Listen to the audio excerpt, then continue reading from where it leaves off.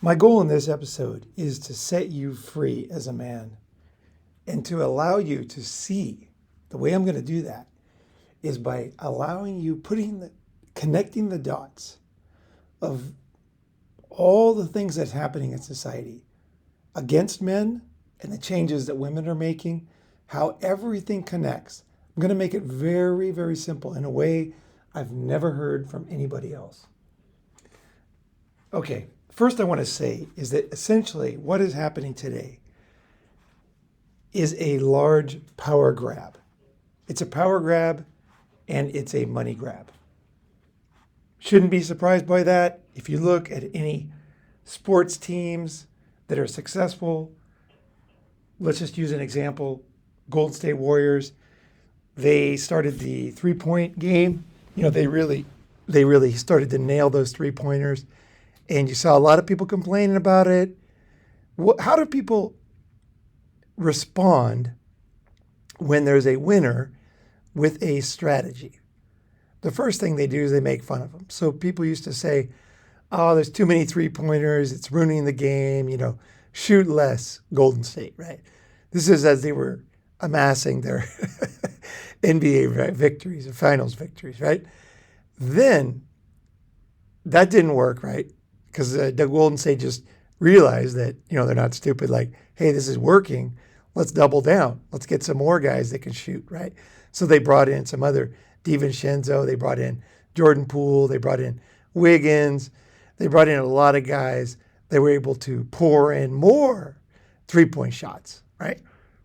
That's also very important for you to know.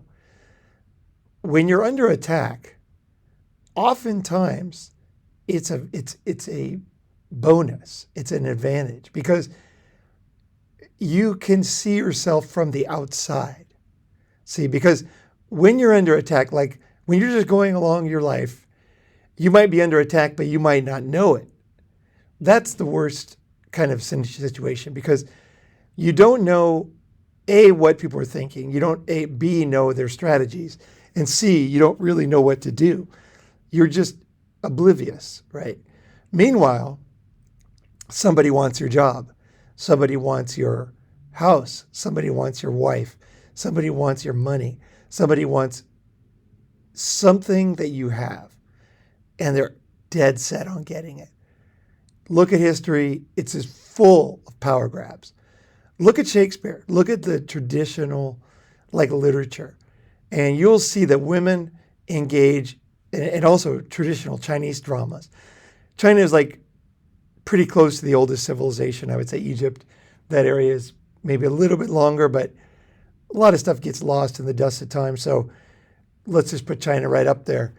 And if you look at any old traditional Chinese drama, you will see bloodthirsty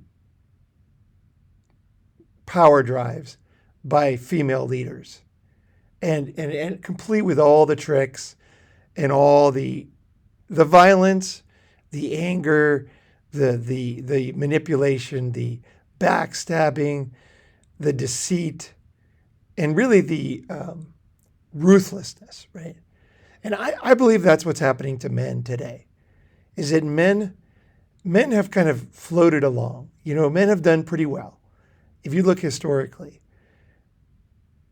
they went out, they did their stuff. I don't want to go into the details because it's not a sociological study, but I would say overall men have adapted pretty well and have come out on top in many areas of life.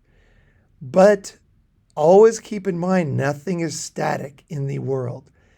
There's always somebody looking from afar with envy that wants to take what that successful group has.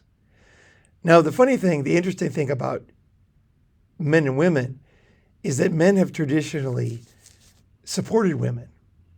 They succeed, and then they take that money and then they feed their families, right? So they'll fight, they'll take from other people, but then they will support their own families. That is the man's, it really is, I think it's very deep in all men. It's the way we are. we want to do that. It's something that gives us happiness, right? We'll fight to the death out on the battlefield, but we're going to come back and then support our family. Now, if you look at women traditionally, they're very different, because women, whenever women succeed, and then you can just see this in history, or you can even see it in your own life, if you've ever had a girlfriend or wife, is that women will consider, and this is never thought about enough, their money their own, but they'll consider their husband's or their boyfriend's money both of theirs, or they might even consider it their money to be decided. And that's why you see, women making, let's say, less than 50% of all the money, but you see women spending upwards of 80% of the money. And that's because women have evolved and this is what guys don't like to think about, is that women are very worthy. They've evolved ways to get guys to do things for them and give stuff to them. So there's many ways to win, right? You can win by competition, or you can win by getting the winner to give you the stuff that he won, right? It's also a very good strategy. Very good strategy. That's the strategy of employees.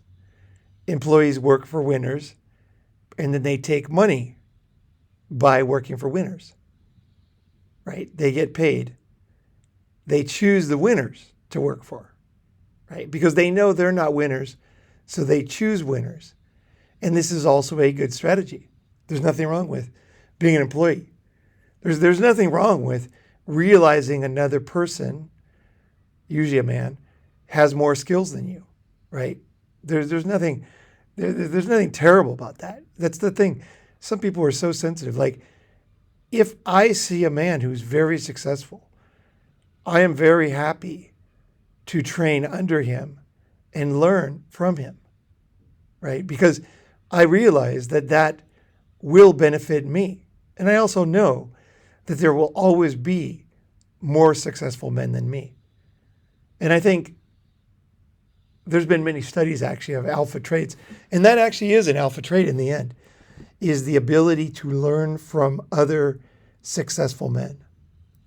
It's not a weakness, not at all. In fact, it allows you to keep growing. And it also is very honest, because you see that you're not always on top of everything, right? You're not always the best in everything. So it's that ability. But so men and women, right? Men, I got to get back on track here. Okay, let me go through this article real quick.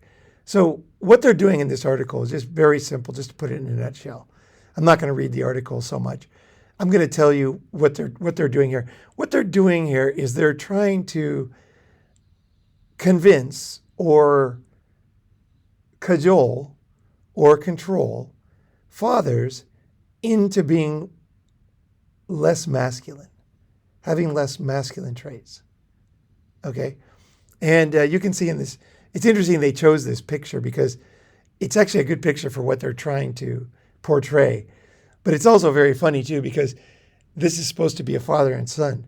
But if you look at the father, he does not look like the son's father. The son actually has a very square jaw, very big jaw. The father has a very weak jaw. The father has a kind of a round face and a round head. And the son has a very masculine forehead, protruding forehead, eyebrows, jaw, everything that would make him more dominant. Let's look at the fists. The quote unquote son has a larger fist, right? The father has a more feminine fist, right? Smaller. It just doesn't. Look at the shape. The shape of the son's fist is a fighter. It is a dominant. Just look at the shape of the smaller fingers. Very weak. This fist on the father would break easily in a fight. whereas the son's fist would be much more likely to succeed and to, knock out the person without breaking, right? Very dominant. Then let's look at the shoulders, wide shoulders, not wide shoulders. And also, let's just look at the facial expression. Smiling is in some ways, don't get too focused on this because smiling has many connotations and it's an important part of, it's kind of a grease for modern interaction. But traditionally, smiling is a submissive trait, right? So you'll see monkeys smile, then the big, monkey will just move the other one aside, take the better perch, right? But the father has a very submissive look. The son has a very confident, he's smiling, but he's having a good time, right? He's enjoying himself. It's not a submission, right? Then look at the posture. The son is leaning back. The son he's just in a more dominant position, not completely dominant. He could be in a more dominant sitting position actually, but still he's not in a weak position. There is no doubt here that the son is more masculine. And what's interesting here at this research, they chose this picture, is that they're basically trying to get fathers to be more feminine. But the reason is, quote unquote, to teach the son to be less masculine also. But the author gives himself away. He wants a masculine, he wants a masculine son there that gives him, maybe the guy, who knows, he writes, this author writes a lot of articles about the LGBT community, so there might be some kind of a fantasy going on there. But anyway, maybe that's true, maybe it's not. But it's an attack on the father. If the son also was very weak looking, then it would be an honest article, because it's like, we want weaker fathers, less masculine, in order to pass those traits on to sons. But that's not exactly what this picture is showing. It's very interesting they chose that. Like father, like son, research shows young men copy their father's masculinity. Actually, I do want to read a little bit of this. Today's men express their manliness in different ways. Some adhere to more traditional models of masculinity. Now, here's where the lies come in.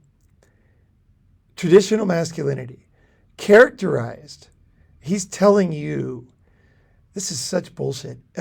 He's not just traditional masculinity, that's fine. But now he's telling you what it is. Beliefs in male superiority. I don't believe that is true. I think that's a lie, actually.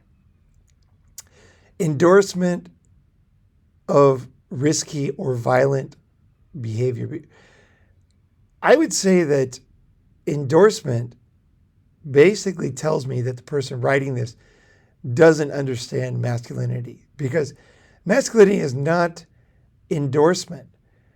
It is taking risky choices. A masculine man is a risky individual. He takes risk. He will take risk knowing that there is reward. He doesn't just endorse it, he lives it. And violent behaviors. This is such a, this author does not understand masculinity. Violence in men is traditionally, it is a threat in the sense that don't mess with me, because if you do, there's going to be a price to pay. And we see this also in nations with their defense. One of the biggest reasons to have a strong military is that you're telling other nations, look, if you do invade us, there is a large price to pay. And you're telling them, but then people will do it anyway. There's going to be people that will, you might your strong military or your, I would say, masculine stance, clothing, aura, whatever, that you're showing that you are not someone to be messed with, that will not stop everybody. So some people will push you, right? And that's when you show them that it's not just a stance, right? It's actually the truth. And that also teaches people, oh, that guy was tested and he proved to be. And we see this in any kind of social situation. So for example, in prisons, a man will come in with a very masculine stance, tattoos, whatever, but then somebody will test him, right? He doesn't get away with just a stance. Somebody will test him, and then the crowd will look at that and then decide, oh, it was just talk, or, that guy actually is the real deal. Again, it doesn't matter if he wins or not. For example, there's many possible scenarios. Like one of them would be you have a good basketball player, right? And then he gets a chance to play pickup at a, Rikers Park or whatever. And he suddenly is, thrust into a very competitive environment. Now, he might get his ass kicked, but people that know basketball would say that kid is good. He just needs a little training. He just needs, you know what I mean? That kid, it's not like, because people are coming up and going down, right? So just because that guy got his ass kicked, he might be 19, the other guy's like, say, 26. And people can see, oh, that guy is on his way up, and that other guy is reached his peak and has nowhere to go, right? So winning and losing doesn't prove anything. So it proves something, but it doesn't prove everything. It's much more subtle. Masculinity and how men express dominance with their physical traits, with their fists, with their body, with the way that men protect themselves and win in life is subtle. It is subtle. Very subtle, actually. But let's go here. So now he's already given away, this author has already given away that basically he doesn't understand masculinity. I would go so far as to say this author probably didn't have a strong father or a father at all. I would suspect. Or the other possibility would be, I'm just postulating here. I'm not saying it's true. I'm postulating, but because I'm just reading one article, I'm not spending time with this guy. But I would also postulate that, and I've seen this before too, the father will be very masculine, and the son just won't be of the same ilk. Where essentially the father is a very superior masculine man, and for some reason the son is the opposite, and that creates an envy and hatred for masculinity. It's that I've seen to be lifelong. I know a guy, I have a friend, he's Italian, very fucking masculine guy, super fucking cool guy. I met him in Goa, in India, and we hung out, we had a great time. He was fucking hilarious guy. Just really the epitome of a man. He really is. He's like in his 60s, but this guy is fucking awesome. He's funny, he's confident, he's great with girls, even at his age. He's just got a great sense of humor. He leans back, if you know what that means. A real fighter doesn't have to tell you. He leans back because he's so confident. You also see this in monkeys. A very confident monkey doesn't need to stand in a aggressive stance because he leans back because he knows, like, hey, whatever happens, can handle it probably, right? I don't need to press on the gas here. The only time he would do it is if he felt he was threatened, right? So for example, if somebody had a weapon or there was multiple attackers that he wasn't familiar with them, he might then be less confident for the moment and adapt a more aggressive stance. But what was interesting about this Italian guy is I hung out with him for about a month or something like that. And I thought I knew him very well, and then he kept telling me his son was visiting. And his son, I just assumed it was going to be a total masculine guy. And then his son came, and I couldn't believe it. His son was the exact opposite. Have you ever seen that? Like really wimpy. Like he was super wimpy. Like he was the type of guy like never went out in the sun. His father was always in the sun. And he was just muscular. He was balanced. He was a leader. He was a leader in every way. And his son was the exact opposite. He was invisible. He just showed up and he's just like a mealy mouse. I couldn't believe it. I was like, wow. I was totally shocked. Even to this day. But sometimes you see that. And his son also, too, will often be very envious of his father's masculinity in that case. And I'm sure that the opposite can happen too, where the father is what am I saying? It's totally true. The father is, really weak, and his son ends up being very masculine and dominant. And that creates a insecurity in men that is enough motivation to cause them to join forces with women in attacking men because of that insecurity. That's a lifelong thing sometimes, right? So I'm postulating about the possible motivations here of this article. But anyway, it might not be true. I've seen that, and something you can look at and see if it's true in other people. Obviously, I'm not saying it's true in this case because we only have this article, but it's always good to have some wisdom from watching humans, right? Much like we would watch a bunch of dogs in a dog park, right? Watch humans, right? And that'll give you a framework sometimes for understanding behavior, right? Here we go. Our new study addresses this question by focusing on one important factor influencing how men express their masculinity, their fathers. Our research set out to ask, do young men copy masculinity?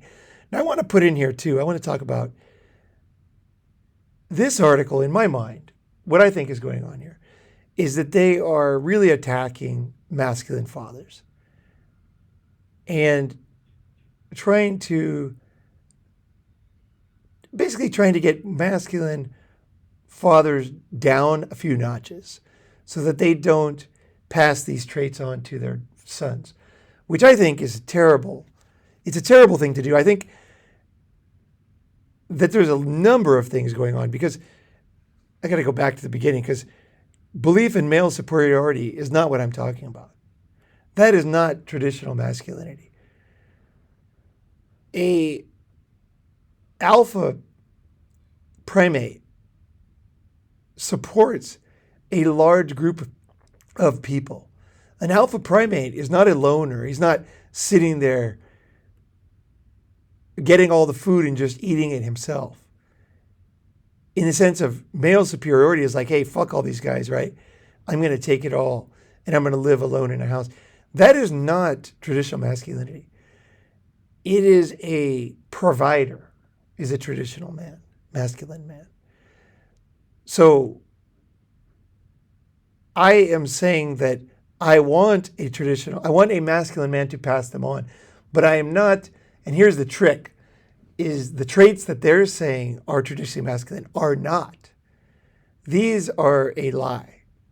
So it's very difficult to argue against these things because the web of lies is so deep. Because if you say, oh, you read this article and you say, oh, men should pass on masculine traits. They'll say, yeah, that's fine. I knew that you were biased. I knew that you believed in male superiority and that you endorsed violent behaviors. Yeah, I knew that. I knew that that's a problem. That's why we're doing this research, because, we understand there's animals like you out there, but, we want to try to make less of you, right? So they're demonizing you from the beginning, and then they're demonizing the fathers, and they're demonizing the masculine son. So it's a demonization of the traits. It's a mischaracterization of masculinity. And it's almost like a sweltering, constrictive, when you're breathing, you ever try, you hold your breath or try to squeeze your neck and feel when you can't breathe. You're just like, they're putting their necks around their hands around men's necks. It's like the bamboozlement and attack is very real on men. And that's one thing I want you to understand too. A lot of men don't take this seriously. They think, oh, this is just an article. This is not just an article. This is these are the people, and if you look at the names of the article, that are running education. This is a common belief and a system of indoctrination that will succeed. Okay, I admit this full frontal assault on men, I believe it will succeed. And I think that's what separates me from a lot of content creators. A lot of content creators think, oh, these funny people, they're doing these funny things, they have their funny hair color, and it's just such a joke. And they don't realize, they don't see that not only have they lost, when I say they, I mean men in general, men as a whole, have lost power. They've lost money and power, because that's what this is about. Money and power is what women are taking from men. Like I said in the beginning, you are being attacked, but there's a reason. The reason is I would say two reasons. One is money and power, take your money and power. But the other one is to humiliate you. And I think that there is also a enjoyment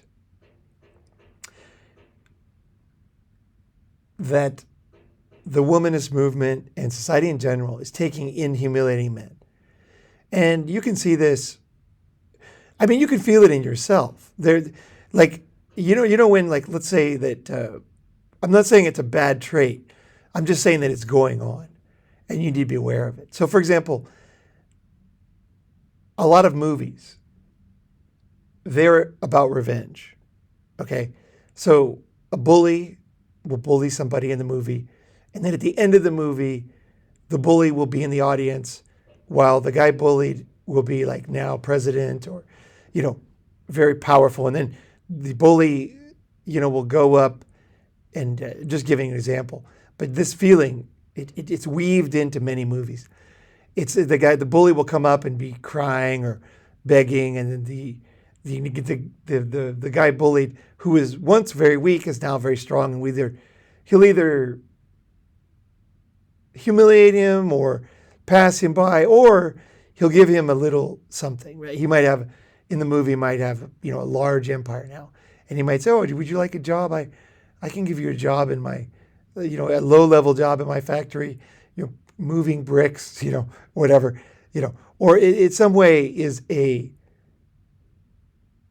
it's the ultimate in humiliation, because the bullied person, the weak person, the embarrassing, the person who is storing up anger is now in the position of power. And because a lot of people in modern society feel, go and watch movies. I don't watch movies like this. As soon as I realize a movie's about this, I don't watch that movie, and there's a reason for that. The reason why is because I am not I have not allowed myself to be the bullied. I have not allowed myself. The hidden message in there is that it's kind of okay to be weak, because in the end you're gonna have your day. Every dog has his day, and it's a way of kind of writing off current humiliations. That's what these movies do. They make you feel okay about being a weak piece of shit. Because one day, everyone's going to see. One day, you will be in power. One day, everyone will bow down. But I'm telling you now, and this is the big thing I want you to understand, is that day will never come. It will never come, for them or you. If you are accepting humiliation, if you are allowing this to happen in your life, you are allowing it, and your life will only get worse. It will only get worse. You need to take very seriously the long, difficult grind back up to a confident man. And you better start fucking now. Physically, emotionally, mentally. And I mean all these things. Because you can be very physically strong, but you can be the ultimate in simp too. Don't think that one area is everything.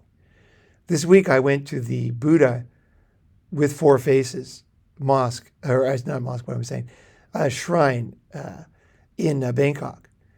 And the Buddha has four faces, and it's representing the four parts of life, the four different aspects. And I think that the beauty about old religions, I don't even want to, this is not a Buddhist thing, but what this is, and I'm not a Buddhist believer, but I know that wisdom from these old religions is really important. And what they're saying in that shrine is that you need all parts of your life in order to be a confident man, in order to be a man, in the definition, the traditional definition of the word. And that is strong, okay? You need all four. So there's got to be four pitches. You got to hit them all, right? You got to be able to be strong in those four fucking areas. Any weakness is just like a weakness in a door, a security of a bank. You can have the strongest three doors, but if one door is open, everybody just pours in and takes all the money. You need to work on all four, right?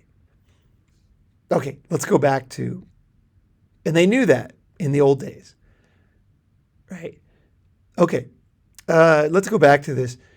So here's the funny part too of this article. Measuring masculinity. That is just a hilarious idea. Anytime you see something that's called science and they're measuring something that can't be measured, you know that it's not really science. It's like if you see a scientific, and I don't mean this against the people doing the interviews and the data. Maybe they will find science somewhere. But when you talk about feelings, okay, assessments, self-assessments, you can't be talking about science because that's the opposite of science. Science is about data, measurable, reproducible data, right? So 40% of the mice survived this long, right? 10% of the mice survived eating this grass, this bug. 60% of the mice could swim for this many minutes without going underwater. 10% of the mice found this hidden underwater island that they could rest on. 90% did not, right? These are the type, that's science. Science is measurable, reproducible data. Anytime you have a study that's not based on data that's measurable and reproducible, a study that's not reproducible, you know it's not really a study. I'm not saying it's a total waste of time, but you have to separate it from real science, hard data, okay? It's not based on hard data because it's self-assessments, right? And it's based on words that can't be, they're open to interpretations, right? Again, I'm not saying it's totally useless because the search for truth can sometimes reveal something, right?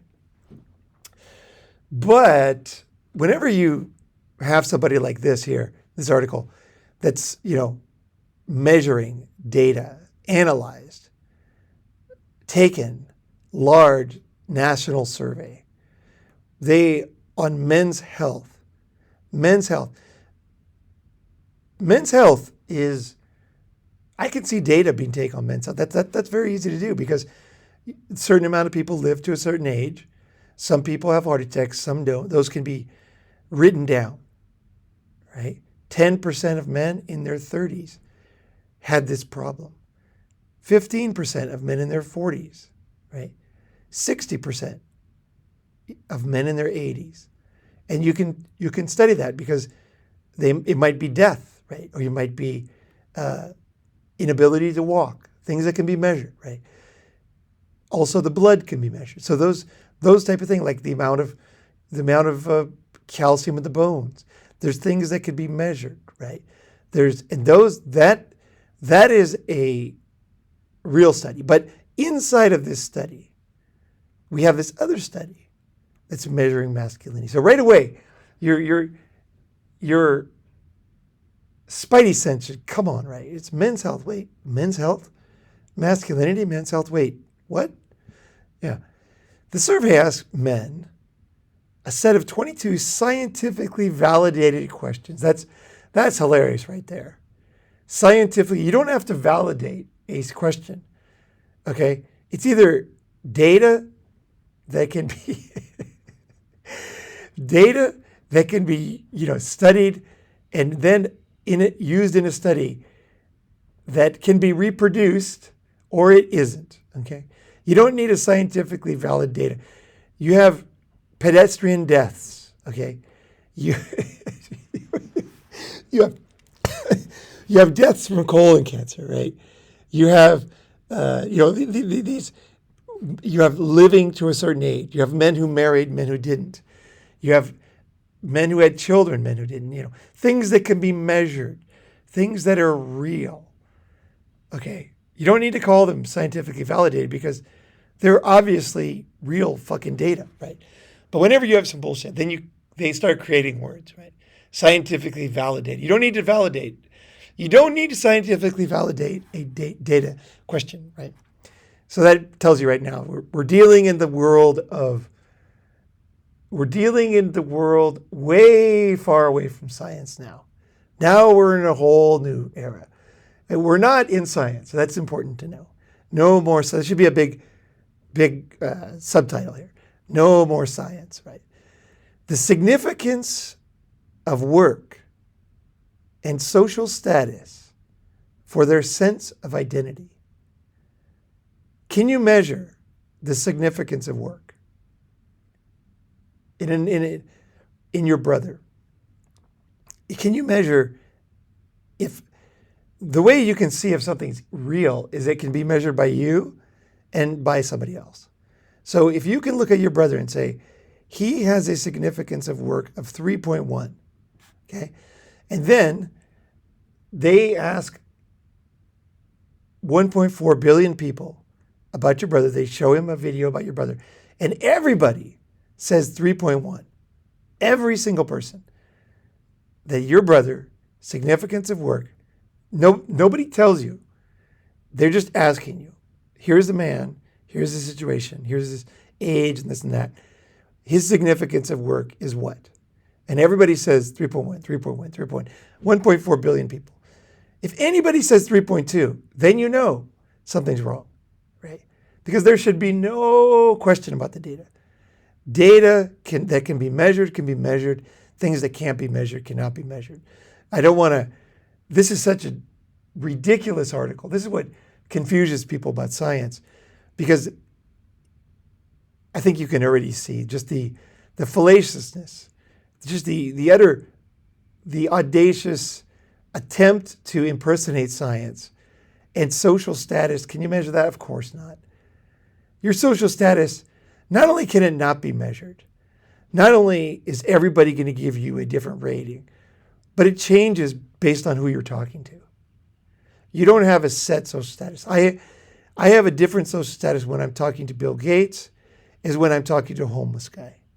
That's why travel is so important, because your social status changes when you travel based on your ethnicity, your passport, things are beyond your control. Not only that, but your social status changes based on your choices. It's not biological.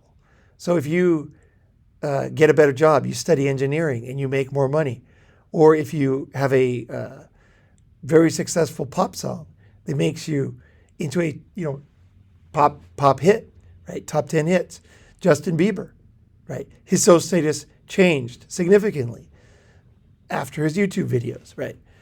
And then again, after his money, then again, after this, his social status not only was not the same for different people and could not be judged by anybody else, it would never be the same, but it fluctuated wildly in his lifetime. And it will change, it continues to change the rest of his life, and so will yours. And then your sense of identity. Obviously, this cannot be measured by you or anybody. It's just the fact that they can take a scientific study based on men's health and bastardize it to this level and then put it into this, Study Finds takes it. Study Finds is, they tend to use scientific studies, and sometimes they actually have something to say, but here we're in the world of total make-believe brainwashing and bullying at this stage, and misrepresentation, mischaracterization, and bullying, because it's an attempt to force masculine men to be a different way and to teach their sons. It is just amazing, right? It is just such a worthless fucking pile of shit this is. Okay, this is a scientific question, guys. Their take on showing emotions. Emotions. What could be more scientific than emotions? Right? Now, again, like I said about studying things, there is a way to study emotions, okay, but this is not it. For example, you can study the amount of cortisol in someone's blood based on their emotions. Okay? That is a very good way, right? Because certain chemicals are released when you feel certain emotions. And so there is a way to come very close to studying emotions, right? But having people asking men, oh, it's even more ridiculous the more I think about it. You're asking men about their emotions. Men have very little ability men are not great at expressing emotions. And they're even worse. Let's face it, at talking about their emotions, right? So, oh, this is so ridiculous. It's like hilarious the more I think about it. So, men are not great at dealing with emotions, expressing emotions, and showing emotions. Now you're going to ask men. Okay, men are not as verbal as women, right? They're not as great, and this has been proven. They're not as good at verbal jousting. Women are better at it. Men are much better at physical jousting, but they're not great. If you look at large studies of men's ability to defend themselves, right? Men do very well, right? Men do well. But verbally, I don't have a study right here, but I can tell you from my own experience that I'll just tell you one thing that's real for me is I speak Japanese, and you guys know that, right? And when I was, speaking Japanese every day, and, it becomes kind of a competition. It does, at some point, different foreigners, it does. Anything you're good at, right? And I found that a lot of the men that I competed, quote unquote competed against, again, when you're confident like a monkey, you don't really do this. And I felt very confident in my ability to communicate. So I wasn't on the extreme scale of this. But, there's times when you do want to show something you're good at. But in general, I felt very confident that I was able to do anything I needed to do in my life. But there's other people that are not as confident. And this is just my experience. They often were the ones that would take the Japanese test because they wanted to prove to people they were good at Japanese. So they couldn't really order a pizza. In fact, they couldn't order pizza because they couldn't describe how to get to their house very well to the pizza guy. So they'd hand me the phone. These are people that were hired as translators. And they were, they had followed the rules of society, right? And they were like the Japanese speakers and they had jobs. Now, I didn't give a shit because I used my Japanese to start my own companies and to basically succeed in my other areas of my life, right? So I didn't care. And in general, I just don't care about societal labels. And so I never took that test, because I just thought, who gives a fuck?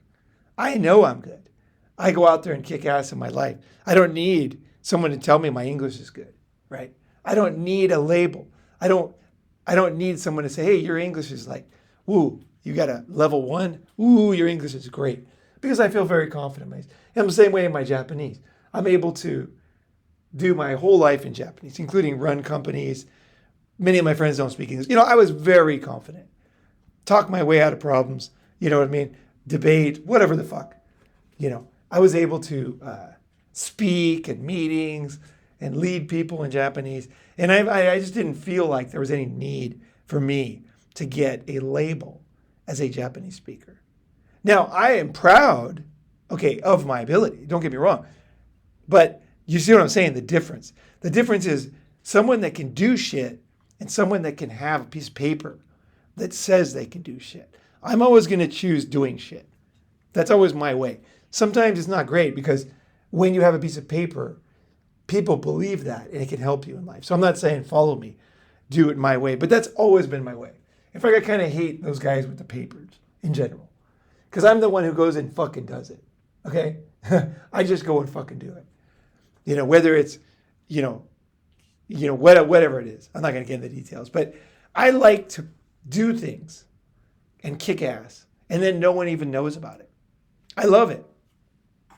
I fucking love it because it's not about proving it to other people for me. Not all the time. Again, I'm not a robot, but in general, I like a small group of friends and we talk about it in our small group, right? We kick fucking ass. We know that, right? And we compare and, we teach each other, help each other and stuff like that. But there's no need to go. You lower yourself by competing against the average Joe because they're such fuckwads that it's just hopeless. But you know what I mean? Like, it's like Mike Tyson just saying to some junior high school kid, I'm the toughest fighter. I was a world champ. Here's a picture. He doesn't need to do that. Right? He's just like, yeah. Oh, you're doing good, kid. You're going to get gas. He's got juice in the tank. He's got fucking gas in the tank. He's not always having to prove himself, right? Because he's so confident, right? I choose that route. And that confidence doesn't come from someone approving of me. What I mean by that is a job, getting a job from a boss. I don't like that. Getting a paper from a government organization. I much prefer going out, starting a business, and not proving it to a boss, because you can trick a boss. And that's what I see the biggest problem in corporate America right now.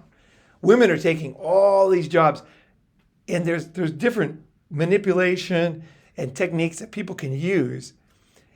Women are better, let's just face it, in social situations than men.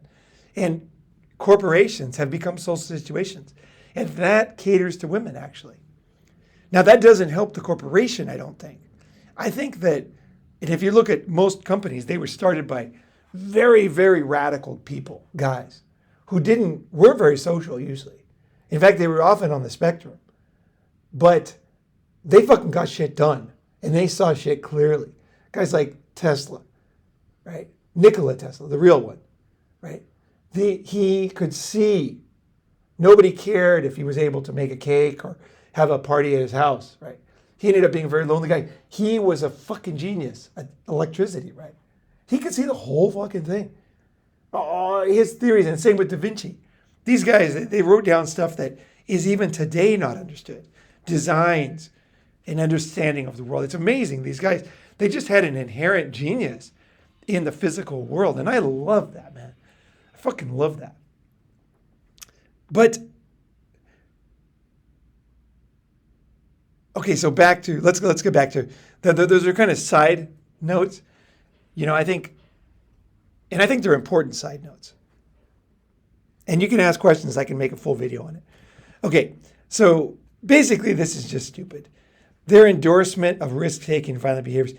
Again, a man doesn't endorse things. Okay, a man is not a corporation. This shows a fundamental misunderstanding of what a man is. A man of action. A man digs a hole. A man conquers. Okay, a man does something. Okay, he physically does something. A man is not in the clouds endorsing things like a corporation. Very different. A man will take risks. And the reason why he takes risks, although that's being demonized in men, the reason why why does a man take risk? Why should you take a risk? Why should you not buy an investment that's been packaged up by the insurance industry like a insurance wrapper? Okay. So, for example, you'll have some opportunity in life. Let's just talk about how investments work. You'll have some opportunity, right? You'll have a company that can be bailed out, or you'll have some opportunity, right? But sometimes the opportunity is too big for one person, right? So what they want to do is they want to basically hoodwink the average Joe. So they say, okay, look, instead of buying, there's like that art company, Masterworks, right? If you believe in art, the way to go is to save up money and buy art, right? You might buy like small artists and you might be very careful because some of them don't work out. Other ones do work out. You might invest in art.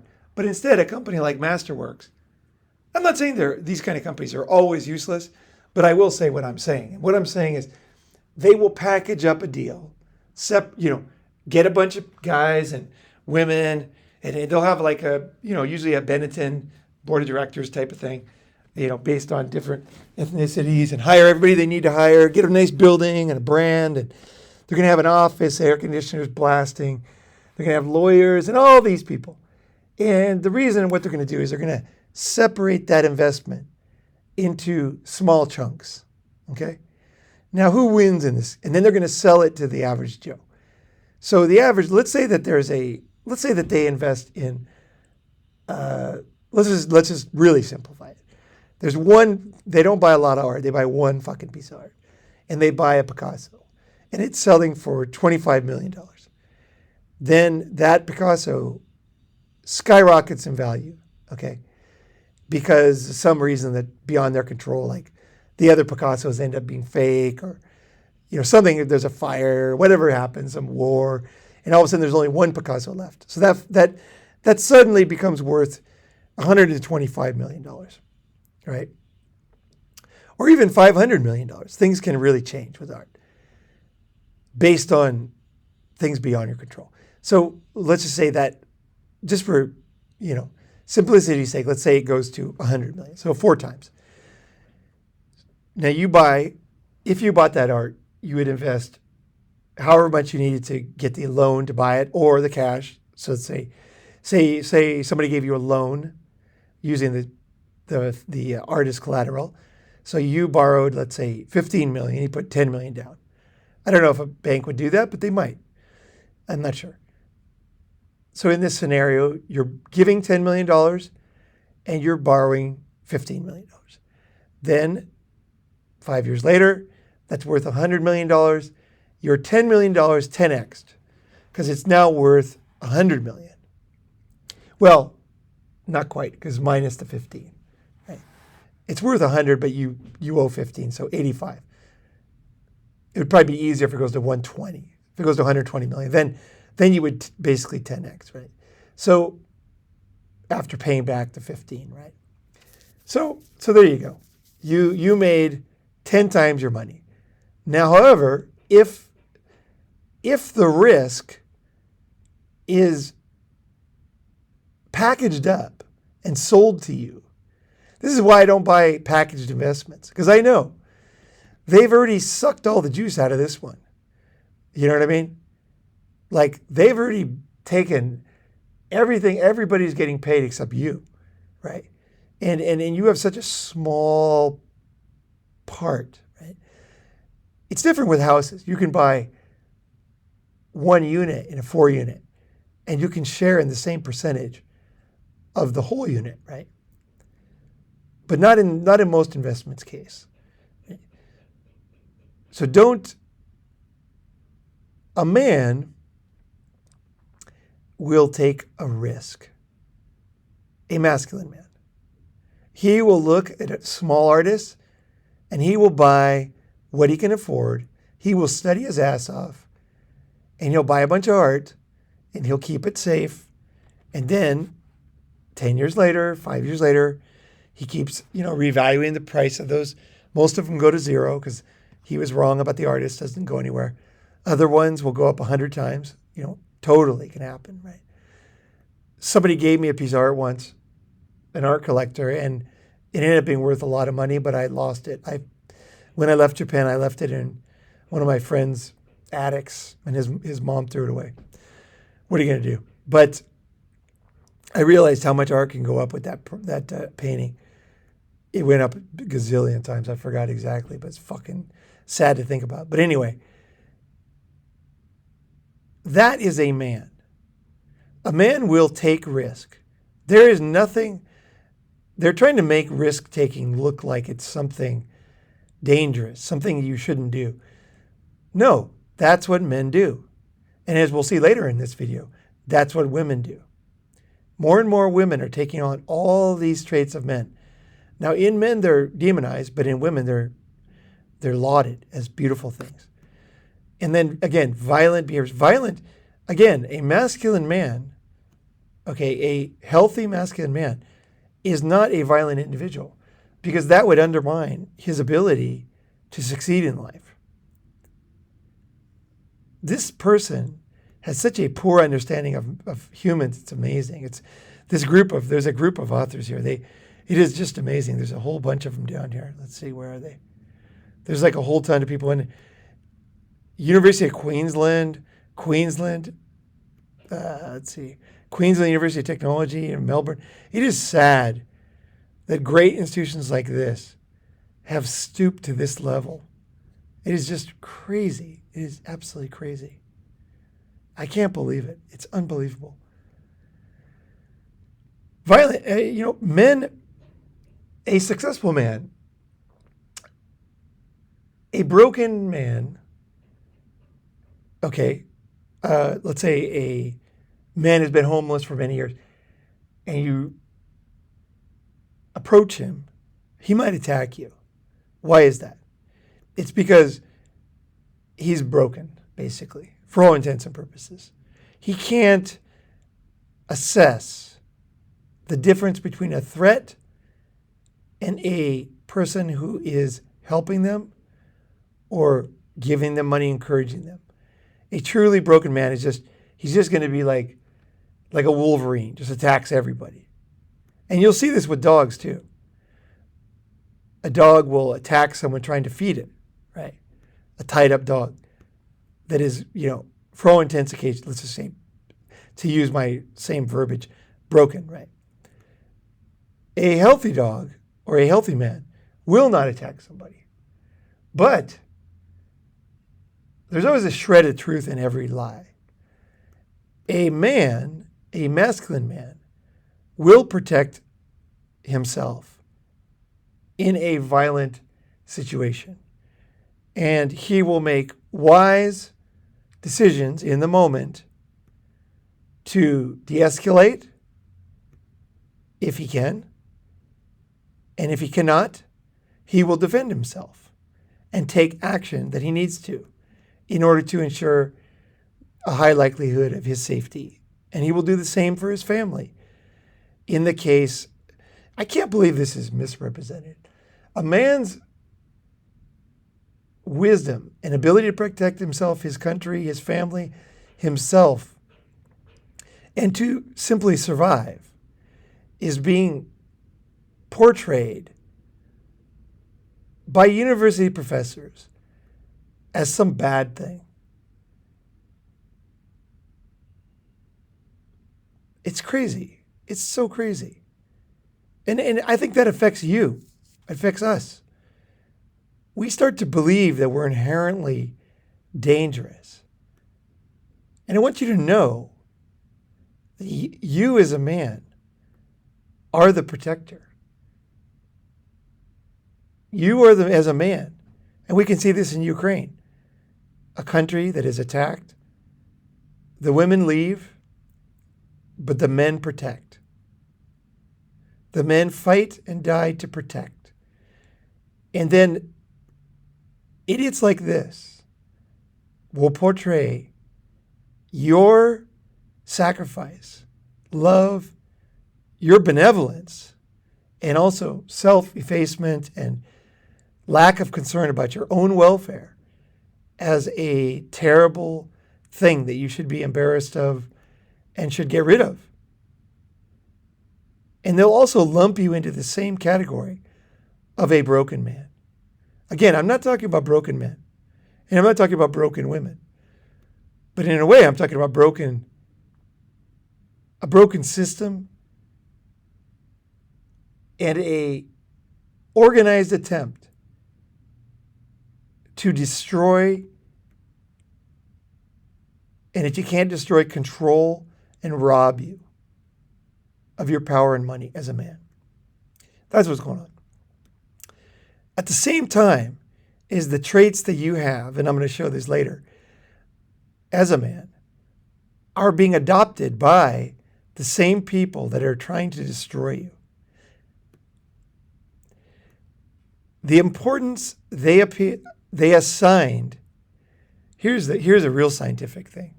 Scientifically validated question. Remember that. Yeah. This is by a professor who, I mean, I think all these professors should be fired. That's why the professors, they always have this, they want this tenure because they can't be fired. I mean, the importance they assign to appearing heterosexual and the importance they assign to having multiple partners, the importance they assigned, how do you measure that? How do you measure appearing heterosexual? I mean, really, we're talking the world of total dreamland here. There are many types of heterosexual guys. I've known some guys that are very good with women, and they don't appear as the most masculine, some of them, but they get multiple partners like crazy. And the importance they assign to having multiple partners. Men are not having multiple partners these days in the West. So they can't say having multiple partners because men, what is it, 70% of men are sexless now? You know what I mean? Like, men are not getting any from one woman, not to mention multiple partners. So they can't even measure multiple partners because that's been destroyed. Men don't have multiple partners. So they can just denigrate you based on your assessment of your thoughts. They're policing your thoughts about dreaming, about being a successful man in the evolutionary environment. That is deemed evil now, right? They're trying to beat this out of parents. If they can't take the father away, if the courts can't take him away, they're going to try to emasculate the father as much as possible and to limit his ability to pass on his masculinity, even to the level of thought. Even if the guy is a total pussy, never had multiple women, just his thoughts. Just wait when people can read your thoughts. Oh, the ability of control over people is going to be amazing. And I'm not saying it should stop. It will continue. You should rush into the new world. Don't be afraid of technology. Bitcoin, digital currencies, mind reading, brain input, all this stuff's going to happen. There's risks But again, all you got to do is win. You can still win. Don't run from future things. Be part of the future, but inside of your mind, have a fucking hardcore masculine attitude. He's like, there's going to be a lot of fucking guys who are going to get fucked over by this one, but not me. Not me. Not me and my friends. We're going to figure out how to fucking use this to our advantage. We're going to fucking win. Right? And which leads me to the last one. Their beliefs about winning dominance over others and man's powerful women. Men don't really want powerful women. I don't. Women submit to men. Men don't need to have powerful women. That's a kind of a beta trait, is wanting powerful women. You don't need it because women are just going to fucking submit to you, right? See what I'm saying? Like, you don't think about it this way. This shows the understanding of masculinity does not exist in this panel of writers, which is amazing. Think about it this way. Say you have a very loving dog. You have a golden retriever. And that dog, you know golden retrievers, right? In the labs. They are great dogs. And what's great about them? They're fucking awesome. They will run up to you. They love you no matter what. They will support you no matter what. They're fucking, if you tell them to do something, they will do it. They will submit. By the way, women love dogs. Think about that. Okay. But the dog will submit. A golden retriever. Now, who would argue, or who would want to increase their dominance over a dog? Just ask yourself, would a healthy man, okay, let's just think of a healthy man. Who's a healthy man in history? What's an example of a masculine, healthy man? Think of that in your mind. You know what I mean? Like the guy who's got it all. He's masculine, but he's a good friend. He's good at making money, but he's generous. He helps people. He's willing. He's going to do what he needs to do to go to war, but he's not there. He's not enjoying it. He's just doing it because it has to be done to protect the society, to protect the women, to protect the way of life, to keep humanity going forward. He's going to do that. But then as soon as it's over, he goes back to normal. He succeeds in his life. He has children. He raises them in a successful way. Is a man like that going to want power over his golden retriever? I'm not saying that he won't take him to dog training school so the dog doesn't, learns not to jump up on people, right? Because otherwise you can't have people over, right? And he understands how to be social and not bite other dogs at the dog park so that he can meet other dogs, so that he can have a larger group of friends, so that he can play. He will take him to dog training. But you know what I mean? What they're saying here is power over. Right? Would a healthy masculine man want power over women? I don't. I've never wanted power over women. Women come to, and I've said this in my videos, women come to my house and I will try I'll do my thing. I'll try my charms. But if I realize that a woman is not interested in me, right, sexually, for me, I'm the opposite. Exact opposite of this. I am, and in fact, it blows women away. Because the minute they say, oh, I'm not interested in this, I'm just like, oh, cool, no problem, all right. I'll see you later. It's been nice meeting you, I'll help her to the door, A lot of times women will leave my house and then they'll come back in because they'll be like, oh, I thought you were going to fight me. It's like, no. If you're not interested in me, that's fucking awesome. I think you should go out and find guys you're interested in. I don't want to be like the guy that you're settling with. Or, you know what I mean? And not only that, I got a lot of stuff to do too. I mean, I don't want to waste any more time of my own time. And I don't want to waste your time because you're not interested in sex. Now, often they come back in or they stop at the door and then they fuck me at the door, right? It's because they were just playing some kind of game and they actually did like me, right? But if they don't like me, I am not, and I recommend you stop being the lecturer of women. Never lecture women. Never be passive aggressive with women. Watch yourself clearly. Like, let's say you have a woman and she's teasing you, right? Very common. Sexually teasing you, comes on your place. And then all of a sudden, oh, I don't do that. I'm not that kind of girl. What happens to men? They feel like, most men, right? And especially weak men. They feel like, oh, she tricked me. Why do they think that? Because they have few choice in women. So this is the only woman they're going to keep trying, you know what I mean?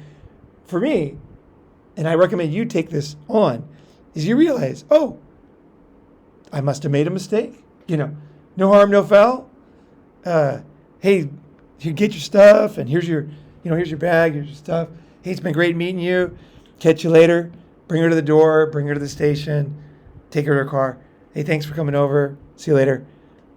And I'll even go so far as say, hey, look, I'll try one little thing before I do that.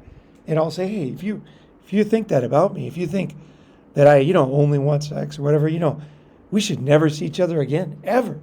This is the end. It's been great meeting you. I would never want you to be with somebody, that you thought only wanted sex, because that is definitely not, I don't only want sex, that's a big mistake. But if you even think that, and so, well, I don't really, well, no, you think, you're telling me, I really think this is it. It's been great meeting you, and I appreciate your time. And, best of luck with that thing you're working on. See you later. And then she's out the door. Women are blown away by me. I am the exact opposite of what you'd picture. Most guys are not very experienced with seduction, but this is a secret. And you adopt this one. This is a powerful one. Do not be aware of yourself. Don't allow yourself to be passive aggressive. Don't allow yourself to do anything that gives you power over women. Like, for example, a car that you're using as a way to convince women to have sex with you. That's a form of power. I never have a car.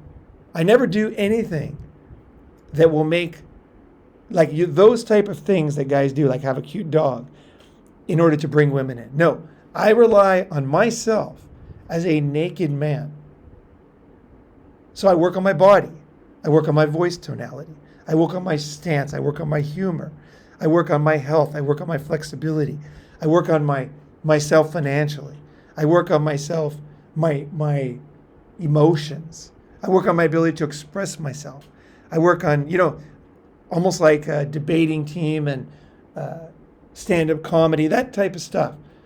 I put myself in a position where I am constantly learning, but I'm focused on fixing the man that is me so that I am more attractive. Whether or not I ever have sex with another woman in my life doesn't even matter. I'm focusing on making myself the most attractive. Whereas most men will think of ways to put things around them to make them more attractive, right? They're going to own a club. So they're the owner of the club. And then people will be like, oh, he's the owner of the club. And that everybody knows that kind of is entrancing to women, and they'll feel power. Even if you're the manager of a McDonald's, you'll be more likely to have sex with the girls because they will see you in their evolutionary brain as a leader. Even though they know logically you're only a McDonald's leader, the other women's attraction for you will increase. I'm not saying the manager of McDonald's would go through all the women working there, but it's happened a lot. And it's very difficult to understand, but it's easy to understand if you understand the way women's brains work. Just like our brains. They were formed in another era. So this is where, the manager of McDonald's actually has an advantage because the teacher has an advantage. She sees him as this powerful person who can tell her what to do. And so she fantasizes about that. I try not to even set up those type of dynamics because I want to make it the most difficult for me so that I fix myself. And if any of those things happen on the outside, they just happen. But I am not encouraging them because I know it'll make me lazy. I want to improve myself, not use these tricks, right? And what are those tricks? And that's the same reason why I don't have to marry a woman, because a lot of men marry women in order to stop them from cheating. It's crazy, I know, but it's true. I forgot the video I made about this, but basically, a guy will think he does not want to picture another man's penis going to his girlfriend's mouth or into her vagina, right? And so he thinks, in his panic and illogical thinking, is that the best way to have power over her is marry her, because that way she'll be his, and if she cheats, she's bad, and he can put labels on her. I don't like that. I've never gotten married.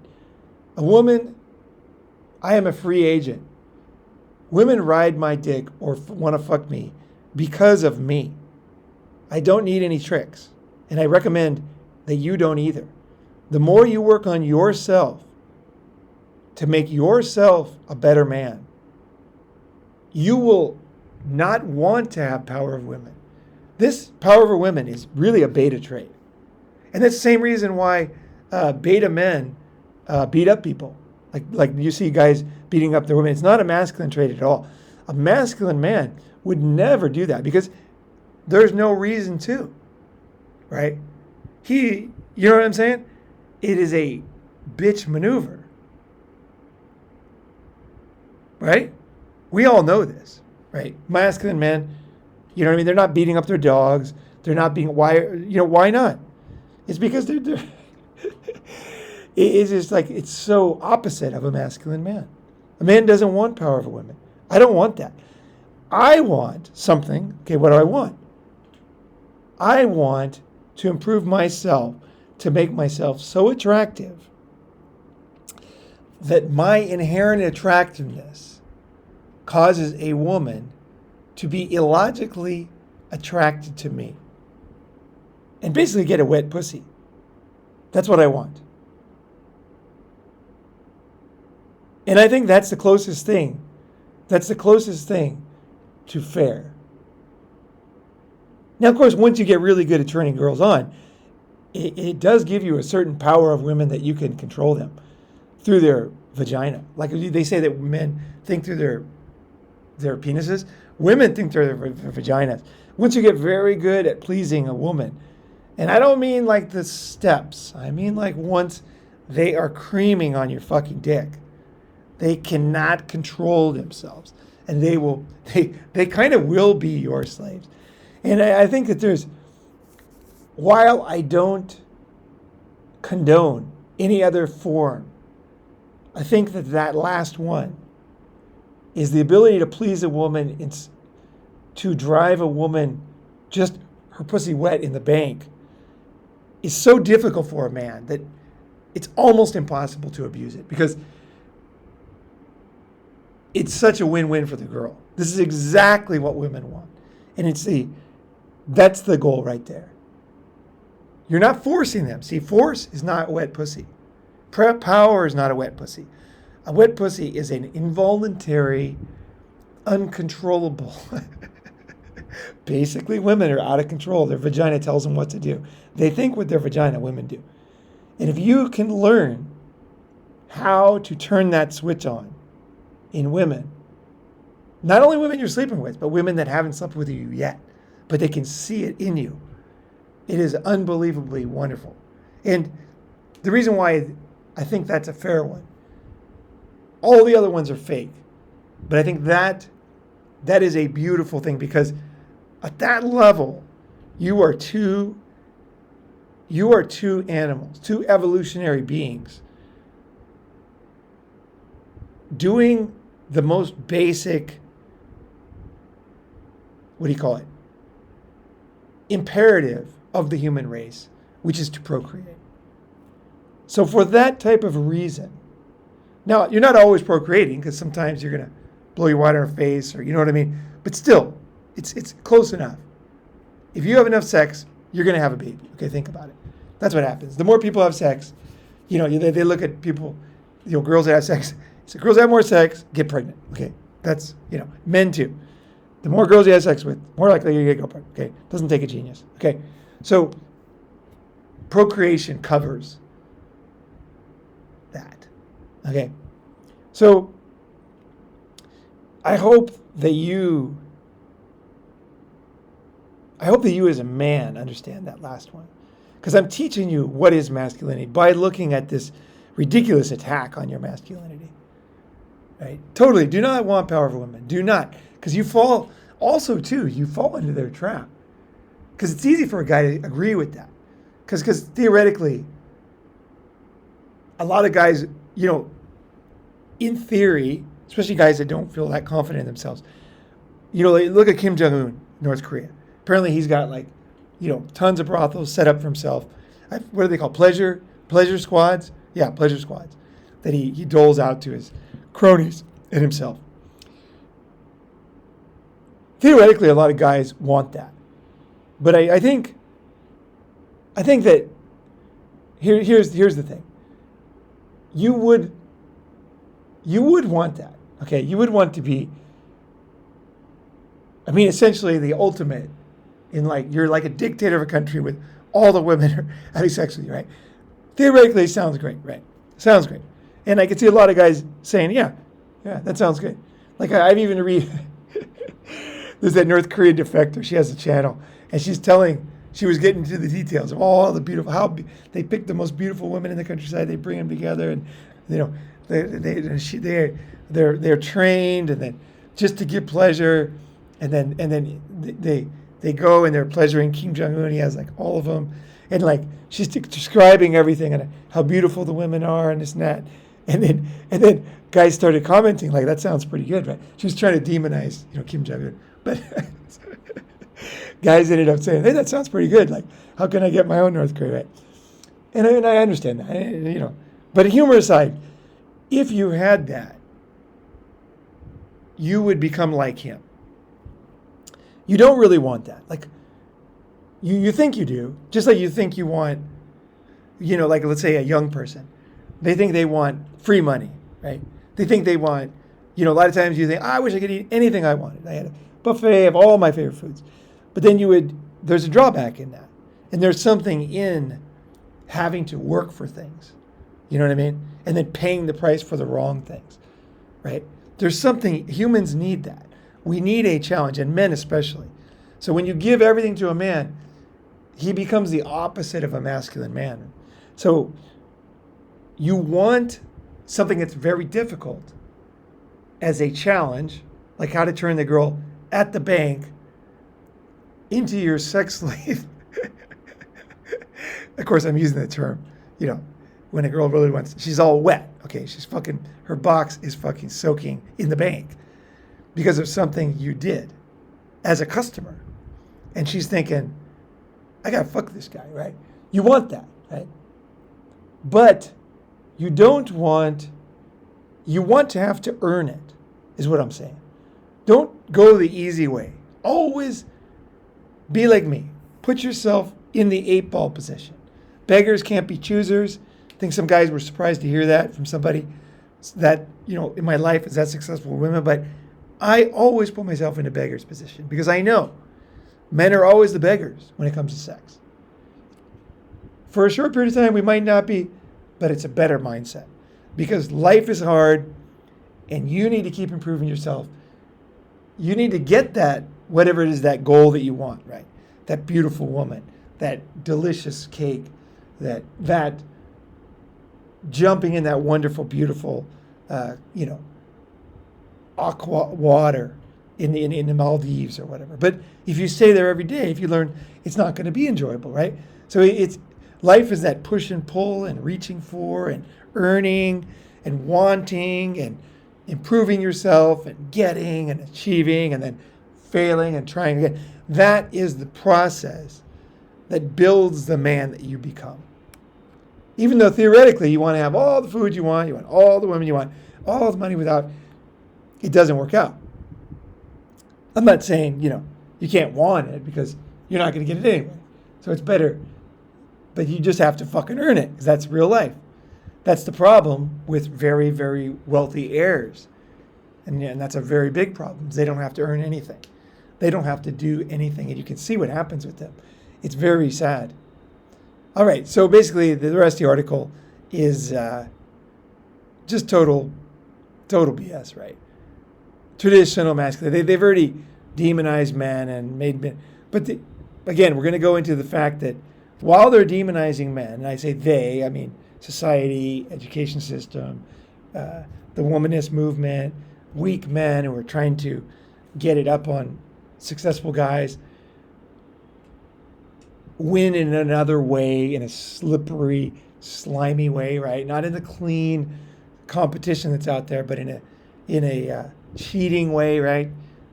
Guys gotta win, and they're gonna. Although that group of people is demonizing these traits, but the way that you know these traits are actually good is that women are taking on these traits and succeeding. Right? That's what we're going to go into next. Okay, so basically what do our findings mean? There's little empirical data until now. Well, that men teach their fathers teach their sons. This is such bullshit. It's so obvious. It's like proving water is wet. You don't need to. Of course, everybody, these people might be so stupid they have never seen a father and son. Or they might live underground or something. They might live underground, or maybe they never met another human. That's possible. But if they've seen humans, they would have seen children imitating their fathers and imitating their mothers. So we don't need to study this because we did it ourselves, right? Look at any old picture of you driving the car, wearing daddy's shoes, imitating, right? Some people, maybe the authors had some kind of a brain injury and can't remember. Like that guy that writes all over his body because he forgets everything every 5 minutes, right? He's just, oh my God, my name is this. I got to go here at 10. Maybe they're like that, so they don't remember the past. Or maybe they were, born and lived in a shed away from other people. They could have been raised by wolves, or maybe they're deaf, dumb, and blind, can't see children learning from fathers. Anyway, most people would know that the way that not only children learn from parents is by imitation, but is that adults learn by imitation. So we imitate words when we're learning a foreign language, right? Somebody puts on a new spare tire, and then we watch that, and then we imitate it, right? Some people, I guess, some professors don't even understand that, but they needed to study this to get empirical evidence that people imitate their mentors. That's amazing right there. That's amazing. So now they're going to demonize. Basically, they're going to demonize something they didn't understand life, that people imitate before they master, right? I imitated my girlfriend speaking Chinese. I imitated my dad driving the car. And then I started driving a plastic car.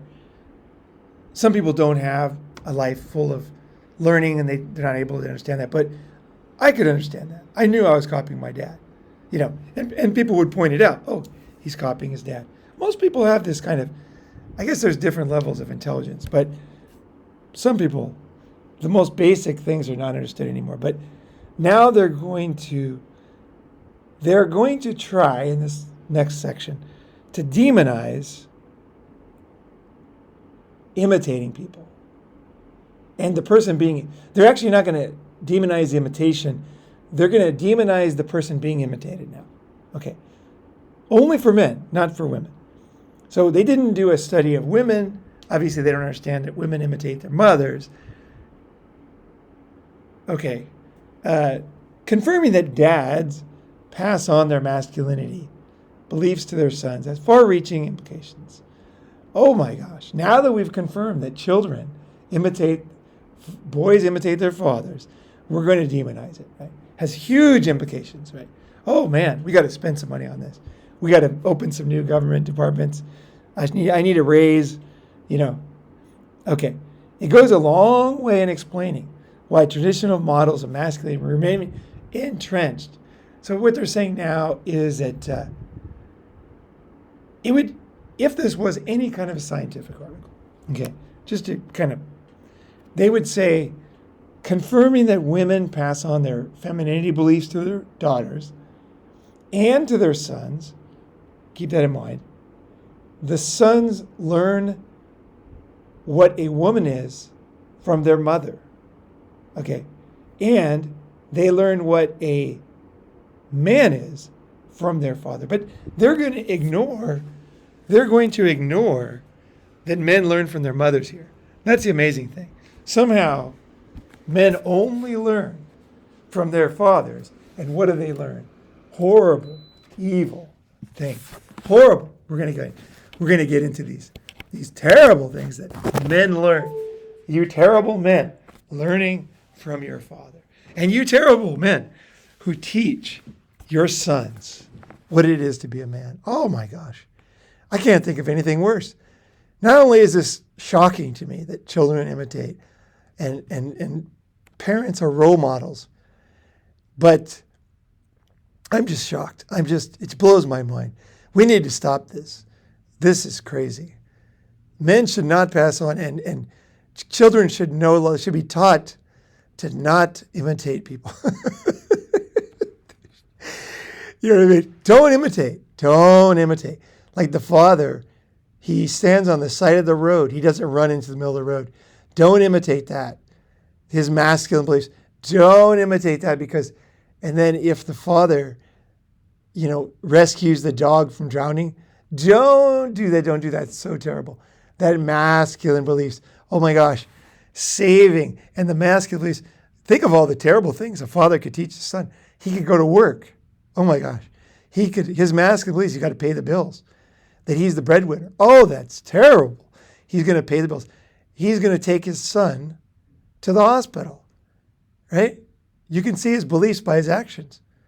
He believes his son needs to be protected and supported and nourished. So he pays for food. That's terrible. Think of the beliefs behind that. Oh my gosh. That is really terrible. We need to stop this.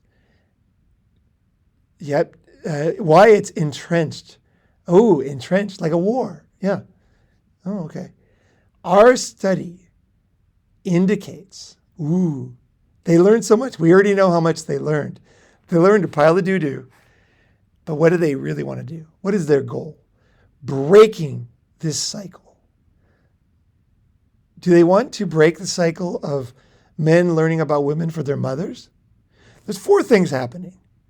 Let's say a typical family. There's a boy and a girl. There's a man and a woman. Father and a mother. And a boy and a girl. Who's learning what? The boy is learning masculine traits from the man. He's learning feminine traits from the woman. The girl is learning what a man is from the father. And she's learning what a woman is from the mother. So there's 4 things. But which one are we going to focus on? Out of the 4, we're going to focus on the 25%. Boys learning how to be masculine from their fathers. We're not going to attack boys learning about women from their mothers, because apparently somehow that's okay. I don't see why imitating is okay, because I think children should just go and run in the street, eat poison or whatever they want to do, right? Eat candy all day. They shouldn't even listen to their parents. In fact, the government should set up some kind of robotic LGBT parent that goes around teach, with some kind of a strip show and stuff, just teaching the kids. They shouldn't even have parents, really. It should only be, biodynamics, that robot? Yeah, and then combined with Optimus, AI learning. Should just be programmed, modern beliefs. Should be programmed into a robot, which raise children from now on. That only approved by these people. Yeah. No more humans, because they're a problem. We can see that. Because there might be a woman who, like, for example, just theoretically, there could be a woman who respects her man for working, right? And respects her man for protecting the family. And that would be terrible, because basically then you'd have 2 enemies, because the boy would be learning about masculinity from his father, and the boy would be learning that women respect masculine men. So that would be terrible.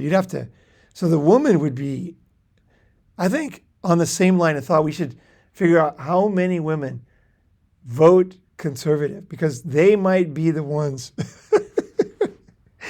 who are now, they should be taken away from their kids too. Yeah, we should just totally separate. Yeah, and then we can have a final goal of our findings underscore the potential. Now keep in mind, potential. Science is not based on potential. Potential is like a dream. It's like you want your son to be the president, right? He has potential. He has the potential. You ever said, did anybody ever tell you have potential? Does it always happen? No, it's just kind of a dream. You want it to happen. Potential long-term effects. So we're not studying real long-term effects. We're not looking at the rate of incarceration. We're not looking at income levels. We're not looking at longevity. We're not looking at successfully raising children that don't go to jail, survive adolescence, get better grades, have higher income. We're not studying any of that. It's the potential, long-term effects of successful intervention. Wow, isn't that a strong statement? Their findings underscore the potential long-term effects of successful intervention. So how does this work? Intervention happens now, right? Whether it's successful or not. When you start a project, do you know if it's going to be successful? No, it takes a long time. So what they're saying is, let's fuck up people now. Let's test them. Let's do a little study on them. Let's force men not to do this, do that, not do that. And then children can't imitate this. They have to imitate that. Let's take fathers away. Let's force fathers not to say this. Let's do all kinds of experiments now, okay, in the hopes that it's successful, in the further hopes that its long-term effects are successful, in the further hopes that its potential is realized. So now we're in the potential is dreamland to start with, but the potential long-term effects of successful intervention now, you are basically admitting that you have no idea what's going to happen. But you know what's going to happen today is that you're going to have control and you're going to change something that's been working for millennium. Fathers have been raising their sons in the way they see fit. That's no longer okay. Now we're going to try a whole new fucking experiment. And why? Why are they all going to do this? Why?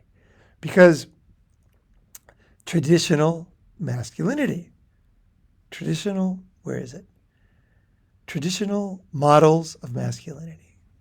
Okay, there we go. Not their definition, but let's go in here. So what is tradition? What is masculinity? Okay, so what are masculine traits that women have? These days, we see more of this. Women are taking on masculine traits. So answer me this. If masculine traits, masculinity is toxic, should not be passed on, why are women taking on masculine traits? Like, what would be the reason for that? If masculinity is toxic, femininity is not toxic, why in hell would women who are naturally feminine, why would they take on the traits? Like if being a dog is toxic, why would cats be learning to bark? What's the purpose? They wouldn't. If they just simply wouldn't. If it was a bad way to be, if there was no benefits, my belief is that women know, and society knows, that these traits are traits of success. And what's actually going on is a power grab for your money by copying your traits, and then destroying them in you. So it's like an army copying American success in World War II And I believe that this is what's going on with China. And then sabotaging those traits in modern men, training your army in the way that we used to do it. Manufacturing, there's no, the U.S. military, one of their main goals under Biden is to fight global warming. China's military does not fight global warming. It's focused on dominance, military dominance, taking advantage of adversaries and winning, like the U.S. military was in World War II. Now, those were successful, but groups that have things can lose them, and other groups can take them on. Now, whenever you want to destroy a group, what you do is you do not praise them, you copy them without praising them. Because if you praise them, if you say, hey, U.S. military is so awesome, Chinese military is going to copy you, then you let the cat out of the bag that you're doing something right. No. What you say is, you guys are fucked up. Your military doesn't hire enough of this type of person, that gender, this, that. You know, you attack the traits that were successful while you secretly copy them. That's the way you win. Because after 50 years, 60 years, 100 years, the army no longer has those traits. But your army has those traits. Not only do you have those traits, you understand that those are the traits of success. Whereas the army that had it naturally, World War II, U.S. military, they didn't know what they had. It was an unconscious aptitude. And that's very common, actually. Men are often successful without knowing why. It's very common that a man will not know why he's successful. And another man in competition with him will copy his traits while attacking those traits, while doing the very thing himself until it can no longer be denied and crush the other man. It's a power grab. It's a method of winning and crushing. And this is what society is doing to men. So they're telling you, what are masculine traits in women? Qualities that masculine women possess: confidence, assertiveness, independence, and daring. Have you ever heard of the independent woman? It's the most common thing. What do they tell women now? Strong, independent. Strong, confident. Assertive, strong. So they're telling women, and women are saying themselves, I am a strong, independent woman. What they're saying is, I am taking on your traits. I am taking on your traits while at the same time attacking you for having those traits. Isn't that interesting? Isn't that interesting? So in this first one, we had daring, right? Confidence and assertiveness. I told you that's I don't want to go and do it again. Daring, I didn't talk about. Daring. So what is daring? Like the risk-taking part, right? The risk-taking part. What is daring? I looked it up. The quality of being brave and willing to take risks. He showed great daring on the battlefield. Isn't that an interesting example? So the battlefield, what do you do on the battlefield? I don't want to say the words. Do you drink tea on the battlefield? Do you get a massage on the battlefield? Do you play video games on the battlefield? Do you sleep on the battlefield? What do warriors do on the battlefield? Keep those things in mind. This is the ultimate in what a man's purpose is, and very important part of the definition. Yet, you have to read through the lines. women are taking on all these things. You see women fighting MMA now, taking on all the traits of men. Now, this has been pointed out before, but men are denigrated for these things. Men are destroyed. Men are losing their careers. Men are losing their children. Men are losing their freedom for these traits, while women are taking on these traits.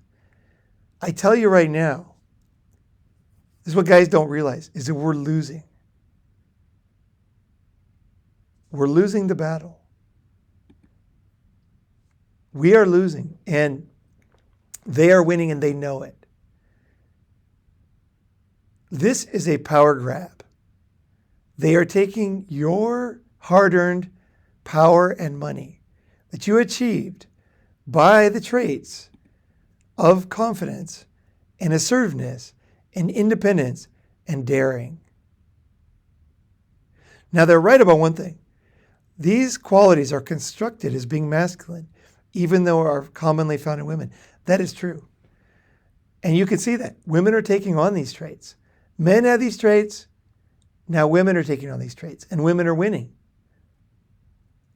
Now women have other skills. And a lot of it is the skill of working behind the scenes. It's the cunning. It's the trickery. Women have always been, if you watch any traditional old movie, women have been brutal on the below the surface stuff. Men are on the surface, confident. That's on the surface. Assertiveness, very visible. Independence, visible. Daring, visible.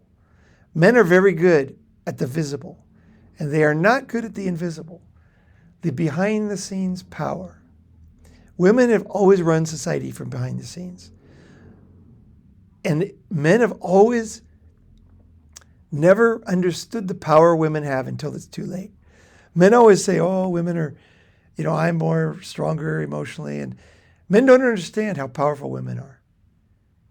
Women not only are very powerful, always have been, have always run society, have always run families, but now they're taking all the things you do and successfully incorporating it into their lives. Women are winning, and if I was going to make a bet, I would say in another X amount of years, women will have totally emasculated men while taking on all the traits, while maintaining all the behind-the-scenes power.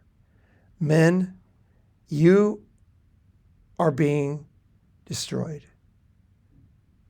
Your good traits are being copied and taken very successfully while you're sleeping with confidence. Men will lose this battle. And I'm going to end this on the truth. The truth is, all this stuff aside, it's all good to understand this stuff. My message, which is very unique, any MGTOW video, any manosphere, they're always going to say these are the problems, they need to be fixed. No. You just need to know the battlefield. But don't jump into the battle of this one. What you want to do, go back and read How I Found Freedom in an Unfree World. The very fight itself is going to enslave you. Your power is in not fighting this one. It's in freedom. And then that's the biggest reason, one of the biggest reasons why I love living overseas. It's not that it's perfect. It's that this whole battle is played out on TV and movies and everything all day. Here in Thailand, this battle, I don't see it. I wake up in the morning, I do my yoga, I take a swim, I go get some food, I walk in the park, I go meet a friend, I have a good fucking laugh, I watch something I want to watch on YouTube. Yesterday I watched a Japanese movie that I love, Tampopo, old movie. Fantastic, hilarious movie. Then in the evening, I go out, I talk to my friends about things that matter. I laugh. I live my life. I build my body every day. As a man, I build my mind. Because I know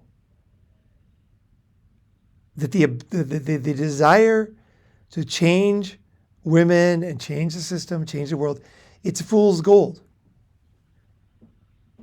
The battle is going to happen, and it's kind of already drawn.